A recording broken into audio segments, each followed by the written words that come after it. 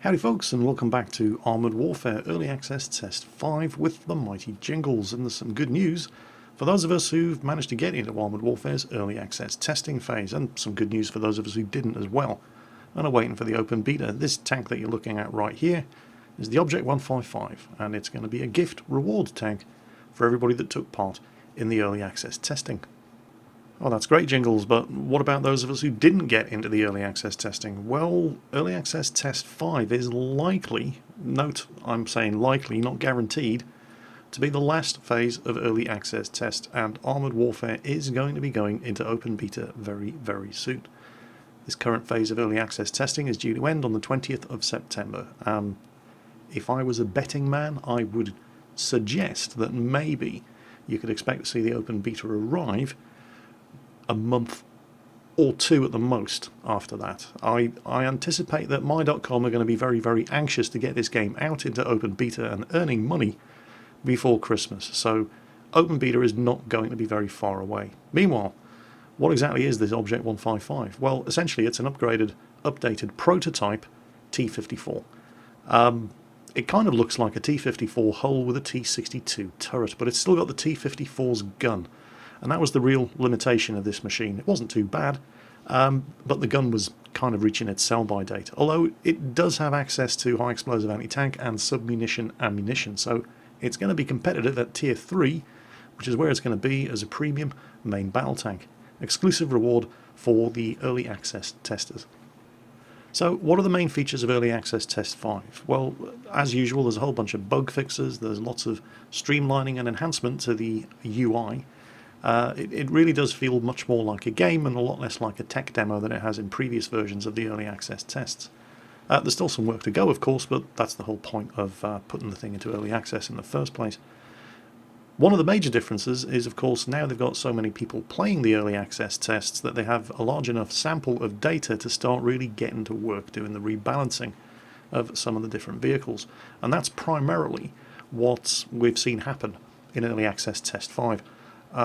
Vehicles, in particular the BMP series of vehicles, were found to be underperforming and have received a significant series of buffs, with the one exception of the BMPT, which is found to be doing just fine. There's a whole range of bug fixes, vehicle rebalancing, bug fixes like, for example, well, not so much a bug fix, but more of a tweak, where if you are in an armoured fighting vehicle, a scout, and you're the active spotter of a target that you're trying to designate, it will always be considered in range for your laser target designator. You'll no longer get that target out of range. You can't highlight them for the rest of your team. Gameplay enhancements, things like that, that's the main feature of Armoured Warfare Early Access Test 5. But one of the other things that they're doing in Early Access Test 5 is the introduction of the Gold Economy. Premium vehicles are now available for purchase, and if you bought any of the Early Access Founder packs, then the premium vehicles that came included with those packs were available in your garage, ready for use. Premium vehicles like this, the Zalo S. This is a premium Tier 4 wheeled tank destroyer. It's based on the chassis of the BTR-70 armoured personnel carrier introduced in the Soviet service in 1972. BTR-70 was a very, very successful armoured personnel carrier. Something like 14 different proposed modifications were either built or existed in prototype form of this vehicle, and the Zalo S, although I'm probably mispronouncing it, it's probably the Zalo S, I really don't know, was one of those prototypes. Only ever existed in prototype form, stuck a turret and an 85mm gun on top of the BTR-70. BTR-70 is still in service today, even with Russia, although only with the naval infantry. It's still in wide use outside of Russia. Romania built their own version of the BTR-70. I believe they called it the Tab 77, and it was an upgraded and improved version. And it was so successful that they actually sold it under export license to China. So yeah, not a bad vehicle, and this is the tank destroyer version. And I haven't actually shown you any tank destroyer battles yet, have I? So I figured this was as good an opportunity as any, particularly since this is also the first version of the Armoured Warfare Early Access testing process where there have been a large number of tank destroyers available in the tech tree to choose from. So many, in fact, that it wasn't unusual to get into games where there were nothing but tank destroyers on your team, which is not good. But then again, if that's all people are queuing in, that's all the matchmaker can throw together into a team. You generally never saw more than one main battle tank throughout the time I was playing, which could be very, very tricky when you have to defend. Because here's the thing, Tank destroyers, the major flavour of tank destroyers in Armoured Warfare seems to be machines that have absolutely terrible armour. The Zalo S only has 10mm. It just can't afford to get shot at. You kind of do really have to hang around at the back, shooting up at the targets that have been spotted by your armoured fighting vehicles and are being engaged by your main battle tanks, because these things cannot go toe-to-toe with anything. Unless they can out-DPM them, but you're going to sacrifice a lot of health doing it. The guns, however, oh, they're definitely not what you would call overpowered. There are no ISU 152s, for example, or SU 152s for that matter, in Armoured Warfare. They tend to be, well, like the 85mm gun here on the Zalo S. It's rapid firing, it's accurate, and it does consistent damage. It doesn't do a lot of damage per hit, but it stacks up if you manage to keep the gun firing at targets that are being spotted by your armoured fighting vehicles and engaged and occupied by your main battle tanks, which is exactly the way tank destroyers are supposed to work.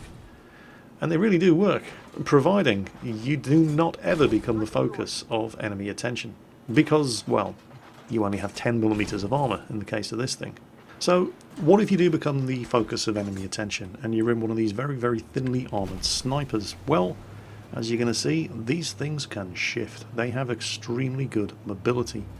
The Zalo S, as you can see here, is a wheeled tank destroyer. There are tracked tank destroyers, such as the AMX-10P Pack 90, and that little bugger over there, the ERC-90F4. That thing has a 90mm gun on something the size of a Ford Escort. It is...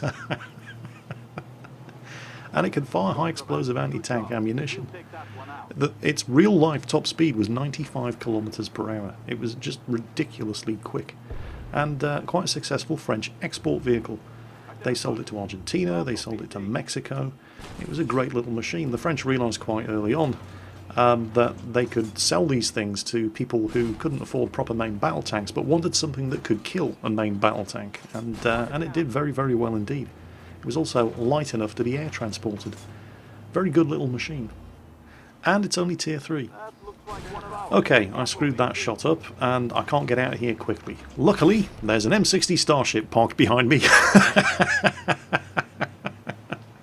with his 152mm derp gun, so hooray for teammates. I must admit, I do like driving these tank destroyers, and I realise I'm probably doing it wrong here. I'm getting far too close to these enemy vehicles. I shouldn't really be the first thing that they see. But it's like when you're driving a Hellcat or a T-67, for example, in World of Tanks. It's very, very difficult when you're in something that can go as fast as these things to resist the urge to drive around at full speed, just shooting at everything that you can see. In Armoured Warfare, you get a sniper bonus to the amount of damage that you do when you're using the tank destroyers properly. And what I mean by that is shooting at targets that have been lit up by other members of your team without being spotted by those targets. I got a couple of sniper bonus damage shots during the course of this match, but not from here on in. From here on in, I'm driving this thing around like a medium tank in World of Tanks. And a couple of people have asked me the question, you know, where are the medium tanks? Because you see, this is the thing. I know a lot of people have come to Armoured Warfare from a game like World of Tanks, and in World of Tanks you've got your artillery, your light tanks, your medium tanks, your heavy tanks, and your tank destroyers. Well, there are no heavy tanks in Armoured Warfare. There are no medium tanks for that matter. Instead we got main battle tanks. Okay, so if those are like your heavies, but they're modern heavies, they're a heck of a lot more mobile than the heavy tanks that we're used to playing in games like World of Tanks, for example. So what are the medium tanks? Well, those are really the light tanks that exist here in Armoured Warfare. I do realise that I haven't really shown you very much, if anything, of light tank combat in Armoured Warfare, in any of the Armoured Warfare Early Access videos that I've done, and I don't really know why that is. You could argue that there are, well, certainly if you're looking at the way I'm throwing this alleged tank destroyer around on this co-op mission, it's definitely got the taste of the light tank about it. So what is it about the light tanks in Armoured Warfare that set them apart from the main battle tanks, the tank destroyers, and the armoured fighting vehicles? So I thought, well, I really do owe it to you all to have a go and report back on what they're like. So here in Early Access Test 5, I had my first real playtest of Armoured Warfare's light tanks, and this is one of them. This is the VFM-5, or the Vickers Mark V light tank. It was developed by Vickers Defence Systems as a cheap and affordable and simple to maintain light tank for the export market. It has a fully stabilised Royal Ordnance 105mm gun, the same gun that you find on many main battle tanks. It had welded aluminium armour covered with face-hardened applique steel over the front and sides. The armour isn't bad, but it's not main battle tank armour. What this thing has going for it is the unbelievable speed, 72 kilometers per hour top speed. This thing moves like an absolute rocket and is hilarious fun to drive. Right at the start of this cooperative battle, I decided that since I was in a bit of a speed demon, I would leave the primary objectives to the main battle tanks on the team and take this thing off-road at breakneck speeds to take care of the secondary objectives. 3 helicopters, which have been abandoned and need to be destroyed so that they don't fall into the hands of the enemy.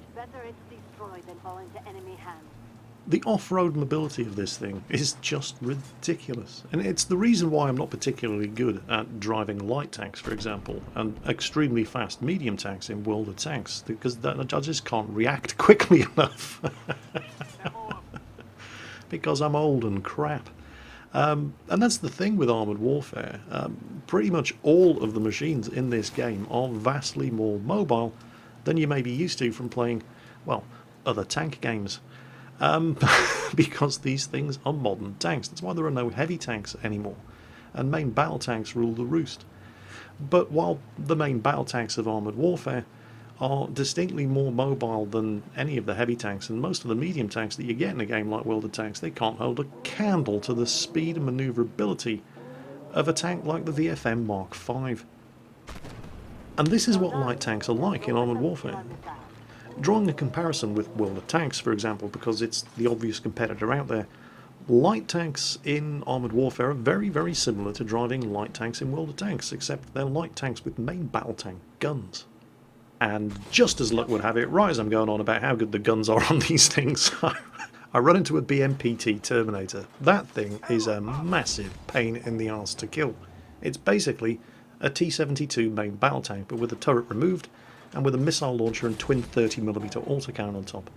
The reason it's such a pain in the arse to kill is because the front and sides are covered with explosive reactive armour, and there's a passive armour array on the back of the thing designed to defeat high explosive anti-tank as well. It's a real pain in the arse to kill.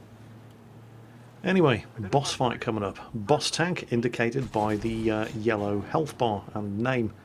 While the main battle tanks are engaging them from the front, I use the speed of this thing to sneak around the side in true medium and light tank fashion and put some hurt onto this boss T-72.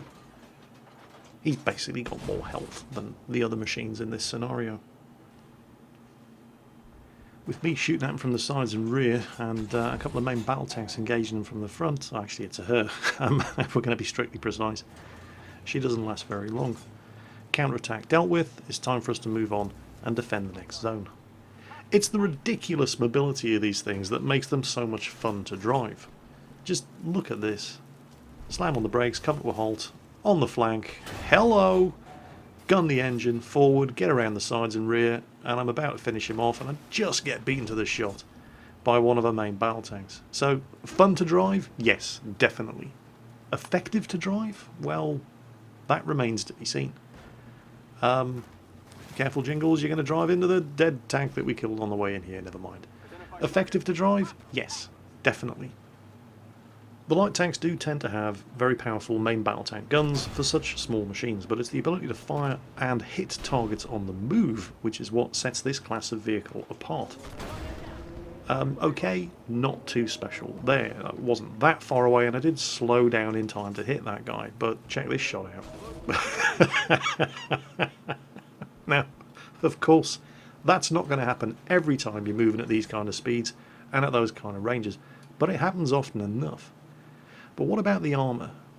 Well, yeah, it's definitely not main battle tank armour, but it's good enough, providing you can keep the front of the tank pointed towards the enemy, in combination with the very, very good mobility, that when you run into trouble like that, it's good enough that you don't die instantly, and you're able to get yourself out of trouble while still returning fire and doing damage. And then diving straight back in for more, because when you're driving a light tank in Armoured Warfare, you're a sleek green missionary of death, praying for war, ready to eat your own guts and then ask for seconds. They really are a lot of fun to drive. In fact, this seems to be the general theme, at least in my experience anyway, with most of the vehicles in Armoured Warfare, even the artillery, because they all just tend to be so much more mobile as a result of, being modern tanks than you're used to driving in other tank games. Now, I don't know if that means I'm going to be any good at driving these things, particularly in PvP. Because the reason why I like World of Tanks was because it was a more slow-paced. Oh god, it's another one of those BMPTs. Okay, I can take a hint. Front towards the enemy and get the hell back into concealment. Give him some high explosive plastic instead. There you go, did some damage. And come on, finish him, finish him, finish him. God damn the BMPT Terminator, I hate those things. But then again, he's having problems penetrating my frontal armour anyway, and we only needed to hold him off long enough to complete that mission, which was a success. Hooray! Hooray for successful missions. But anyway, as I was saying before I was so rudely interrupted by the successful completion of that particular cooperative mission, the reason why I liked games like World of Tanks in the first place was because they were so much more slow-paced than your typical first-person shooter, for example. And when you're a hopeless old fuddy-duddy like me, that gives you time to think about what you're going to do before you have to fire your next shot. Armoured Warfare, distinctly more fast-paced, and while it's certainly fun hurtling around at breakneck speeds, I'm not entirely sure I'm going to be particularly effective in machines like these light tanks, and these really fast tank destroyers, and those ridiculously fast armoured fighting vehicles. I think I might end up being an artillery and main battle tank player. Gives me more time to think about what I'm going to do. But if you're any good whatsoever at light tanks in particular, and the fast and medium tanks in World of Tanks, then you are going to have an absolute blast with the tank destroyers and the light tanks here in Armoured Warfare. They are fantastic. So, that's Armoured Warfare Early Access Test Round 5, with Open Beta not too far away, and next month I will be heading off to Obsidian Entertainment Studios in Irvine, California to take a closer look behind the scenes of this project. Really, really excited about that. Before we go, I just have one little teaser to show you. There's been some recent additions to the tech trees, and here in the dealer screen, Obsidian are giving us a little teaser of some of the Tier 9 and 10 vehicles that are going to be introduced to the game. Tank nerds, feast your eyes on this lot and rejoice. That's it for today, folks. I hope you've enjoyed today's video, and as always, take care, and I'll catch you next time.